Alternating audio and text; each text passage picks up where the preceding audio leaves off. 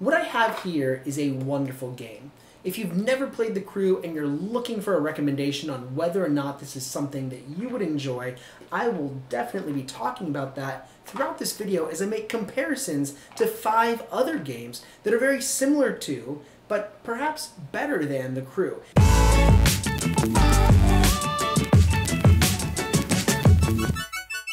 If I was to rate The Crew, I might give it a theme rating of 3, a mechanics rating of 9, a luck rating of 8, strategy 8, and complexity about 2.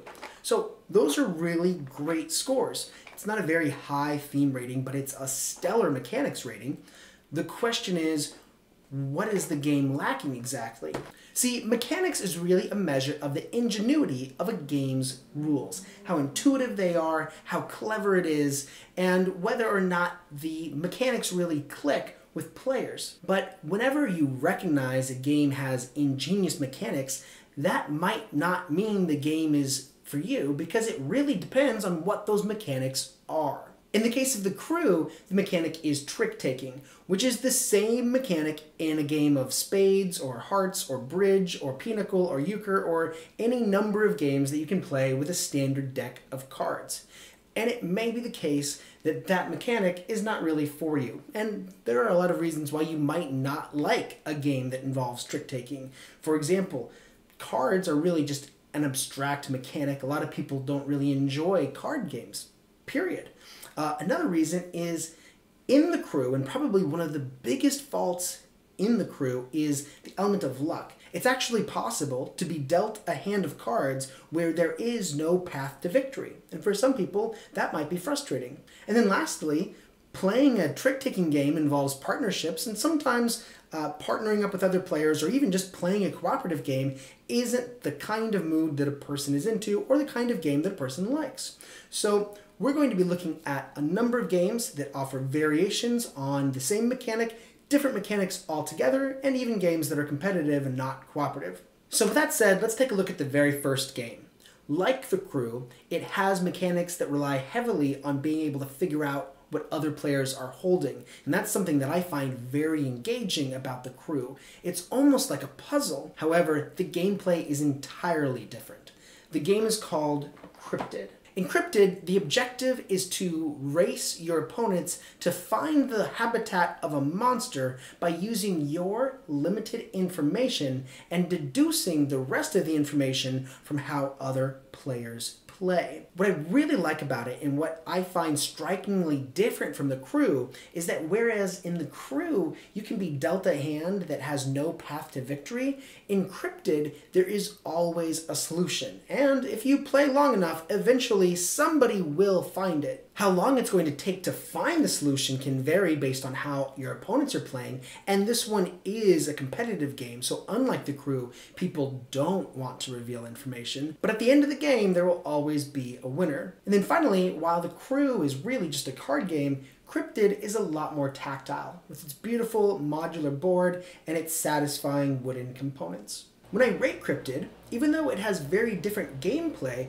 I would actually give it very similar scores to The Crew, except I would have a much lower luck score because a solution is always possible and it can always be deduced through the gameplay of other players. But I would give it an even higher mechanics score with a perfect 10, because the way players use components as evidence of what their hints are is nothing but entirely elegant. The next game I want to share with you is actually 2 games. And the reason it's 2 games is because really the 2 games are the same game, but they are a competitive way to play The Crew, in the sense that they're both trick-taking games, just played competitively. The games are either Wizard or Skull King. Both games are trick-taking games where players bet for the exact number of tricks that they can take during the round, and they lose points by taking either too many tricks or taking too few tricks. The thing that makes it really fun is it's actually a riot to force somebody to take a trick that they don't want to take, or to steal a trick from somebody using a special card that they weren't expecting and watching them squirm. I mean, that's why it's fun. You watch your opponents squirm. It's not a lot of fun if you're playing with people who are extremely competitive and might take things personally, however, because you can, I would call it a game that involves an element of backstabbing. So, why am I recommending both games? Well, honestly, I've been playing Wizard for years, and it stands the test of time for me. It's always a really big hit at the table. The only problem is, it looks like a standard deck of cards, and I don't really think a standard deck of cards qualifies as a board game, whereas Skull King is the same game, but it has a theme on it, so I guess that makes it a little bit more board game-ish. There's also a few extra like cards, whereas the Wizard has a wizard and a jester. The Skull King has pirates and mermaids and a Skull King and like a few different card effects to make it a little bit more complicated, I guess. Aside from the theme, the big difference is really the way that the bidding takes place. In Wizard, you bid in turn, so hearing how the previous player bid can influence how you bid, and I find that really interesting, which is why I actually like that game better. In Skull King, you yo, ho, ho, and then you hold up fingers for how many tricks you bid. I guess I don't like the idea as much, but I guess it kind of depends on the group. But really, they're the same game, and there's no reason why you can't bid simultaneously in Wizard, or you can't bid in turn when you play Skull King. And once again, both games have very similar ratings to The Crew. Again, the only difference really being that these games are competitive, whereas The Crew is cooperative. The next game feels more like The Crew than any other game on this list, even though the gameplay is, once again, altogether different. The game is The Mind. Now, in The Mind, the rules are very simple. The cards are numbered 1 to 100. They're shuffled and dealt out to players. Without communicating, the players must play the cards one after the other in increasing order. With practice, you can really get in tune with how other people are thinking and playing, and in so doing become one mind, right?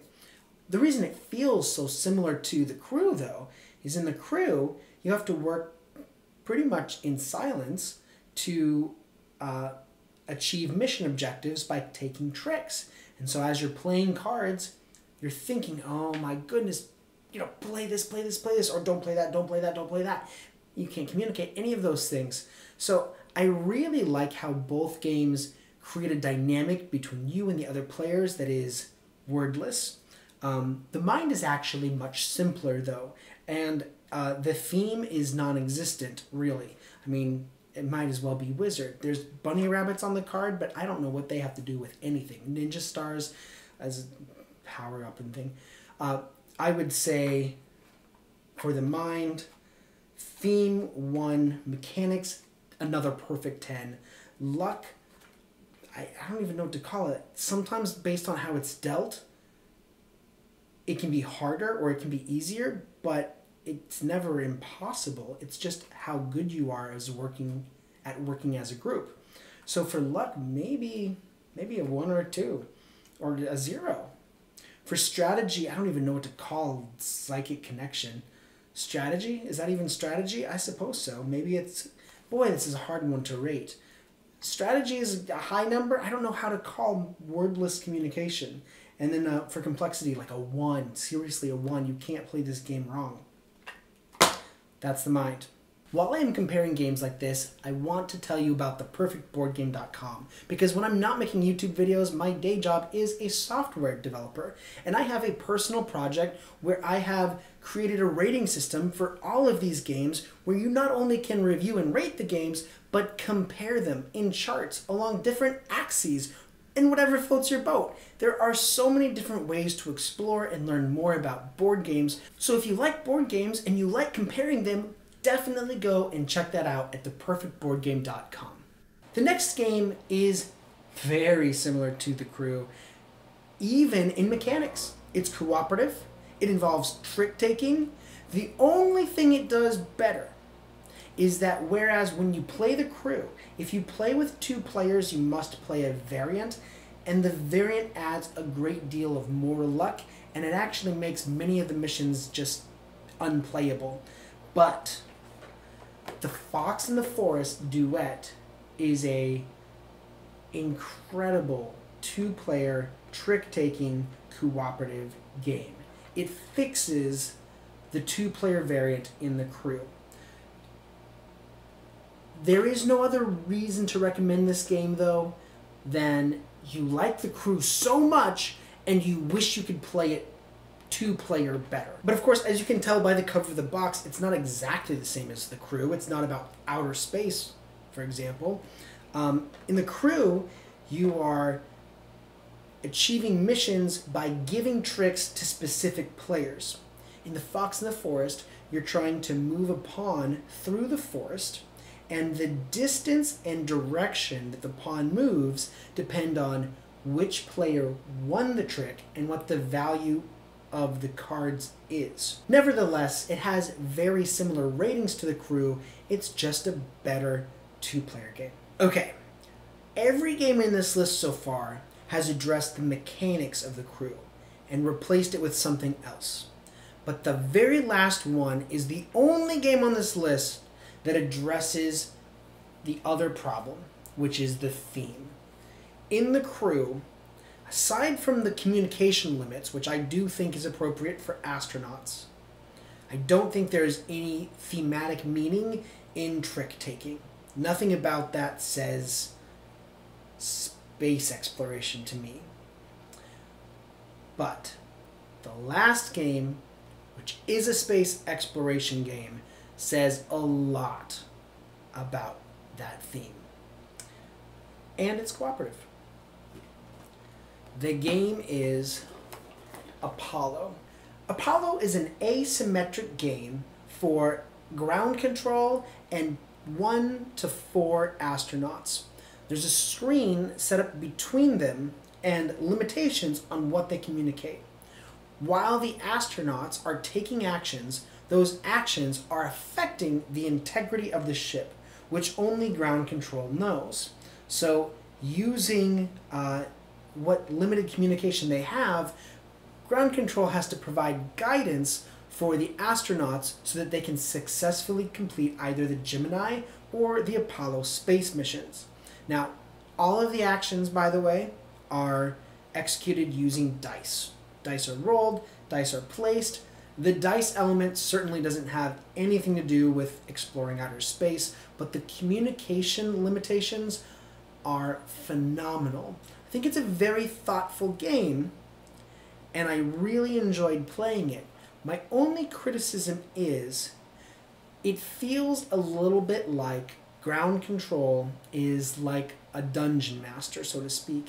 It kind of feels like the astronauts are the ones playing the game and ground control is more just guiding. It's just not as active as a role, and that might be a turnoff to some people. If you are looking for a game, however, that embodies what it would feel like to be on a space mission, Apollo does it far better than the Crew or even any other space exploration game that I've played. Not to mention the cards and the detail that go into the components make the game beautiful. So those are the games that are like the Crew and possibly even better. If you'd like me to compare another game, if you have a recommendation, go ahead and tell me about it in the comments and I will take a look. Don't forget to check out theperfectboardgame.com, and thank you so much for watching. Bye-bye.